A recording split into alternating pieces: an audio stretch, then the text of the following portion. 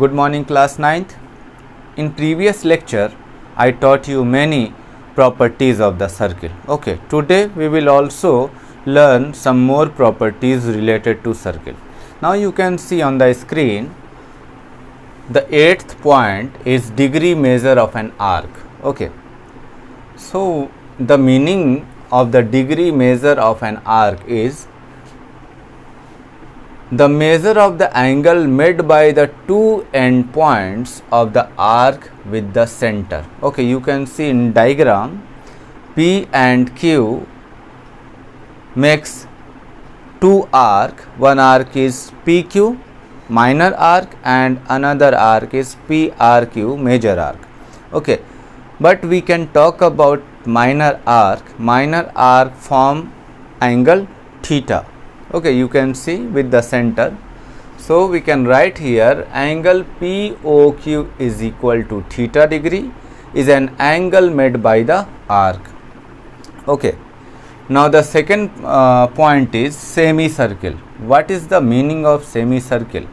Okay, यानी अर्धवृत्त जिसे बोलते हैं हम लोग. A diameter of a circle divides it into two equal arc. You can see here in this diagram PQ is a diameter and it divide it into two equal semicircle or two equal arc. Okay, each arc is called semicircle. In figure PQ is a diameter and PSQ and PRQ are the two semicircles. Okay, I hope you understood. Now the next point is segment of a circle. Okay, segment यानी खंड, टुकड़ा. Circle का टुकड़ा अगर हम बात करें तो a segment of a circle is the region. किसी भी सर्किल का सेगमेंट खंड ऐसा क्षेत्र है, ऐसा एरिया है सर्किल का between a chord and arc of the circle, जो होता है कॉर्ड और सर्किल के आर्क के बीच में. तो अगर आप इस फिगर को ध्यान से देखें तो इस फिगर में ए बी जो है, ए और बी ये सर्किल पे दो पॉइंट हैं और ये आपस में ज्वाइन होकर एक कॉर्ड का फॉर्मेशन कर रहे हैं, है ना. तो ये कॉर्ड जो है इस सर्किल को दो भागों में बांट रहा है. ऊपर वाला भाग आपको दिख रहा होगा बड़ा है, इसीलिए हमने इसको नाम दे रखा हम लोगों ने मेजर सेगमेंट, और नीचे वाला जो भाग है वो छोटा है ऊपर वाले के कंपैरिजन में. सो ये सेगमेंट माइनर सेगमेंट कहलाएगा. तो व्हाट इज सेगमेंट? सेगमेंट आप बहुत आसानी से बता सकते हैं कि किसी भी सर्किल का वह भाग जो कॉर्ड और आर्क से मिलकर बना होता है. ओके, बहुत सिंपल सी बात, chord and arc. Okay, circle का वह भाग जो कॉर्ड और आर्क से मिलकर बना होता है सेगमेंट कहलाता है. अब डिपेंड करता है फिगर में कि कौन सा सेगमेंट मेजर होगा या माइनर होगा, वो आप कैलकुलेशन के समय ध्यान में रखेंगे. Now the next point is sector of the circle. Okay, sector.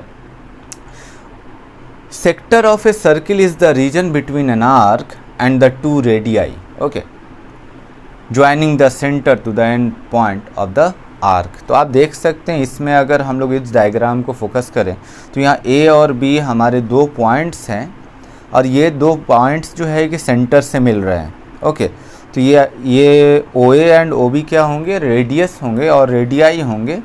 तो ये रेडियस और ये आर्क ए बी आपस में मिलकर जिस रीजन का फॉर्मेशन कर रहा है उसको हम लोग क्या बोलेंगे? सेक्टर बोलेंगे. ठीक है, और इसमें भी सेम कंडीशन.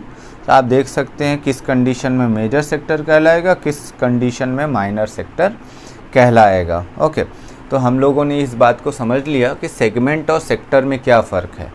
सेगमेंट का फॉर्मेशन होता है the region which is found by the chord and the arc of the circle, and the segment is the region of a circle. ठीक है, which is found by two radii and arc of the circle. और ये दोनों जो है कि दोनों types में आ जाएंगे. एक मेजर सेगमेंट होगा, एक minor segment. Major sector and minor sector. I hope you understood.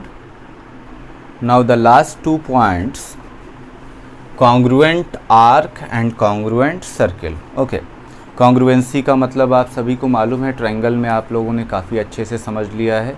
Congruency का मतलब ऐसे दो डायग्राम जो एक दूसरे को कम्प्लीटली कवर कर लें वो कॉन्ग्रुएंट होंगे। ओके, ट्रायंगल में हम लोगों ने कॉन्ग्रुएंसी के अलग अलग जो है क्राइटेरियाज और रूल रेगुलेशन देखें। सर्किल के कॉन्ग्रुएंसी में क्या कंडीशंस है, आइए उसको देखते हैं।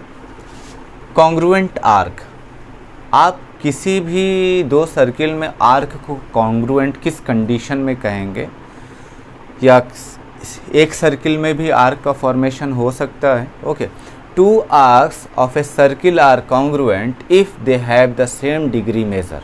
ओके, अगर उन दोनों आर्क द्वारा बनाया गया एंगल जो कि सेंटर पे फॉर्म हो रहा है, अगर उनकी वैल्यूज़ आपस में बराबर हों, if angle theta is equal to angle phi. Okay, अगर एंगल थीटा और angle phi, measure of angle theta and measure of angle phi, आप ऐसे भी लिख सकते हैं, measure of angle theta is equal to measure of angle phi. अगर ये दोनों आपस में इक्वल हो जाएंगे तो ये दोनों आर्क आपस में क्या हो जाएंगे, कॉन्ग्रुएंट हो जाएंगे। ओके, इसी तरीके से कॉन्ग्रुएंट सर्किल की बात अगर हम करें तो कॉन्ग्रुएंट सर्किल ट्रायंगल में तो आपको मालूम कि कम से कम जो है 3 कॉरस्पॉन्डिंग वैल्यूज़ को आपको बराबर दिखाना होता था, जैसे side side side, side angle side, angle side angle, angle angle side and RHS। इसमें ऐसा नहीं, इसमें केवल और केवल आपको रेडियस जो है बताना है। Two circles are said to be congruent, दो सर्किल्स, दो वृत्त आपस में कॉन्ग्रुएंट कहलाएंगे, सर्वांगसम कहलाएंगे। कब?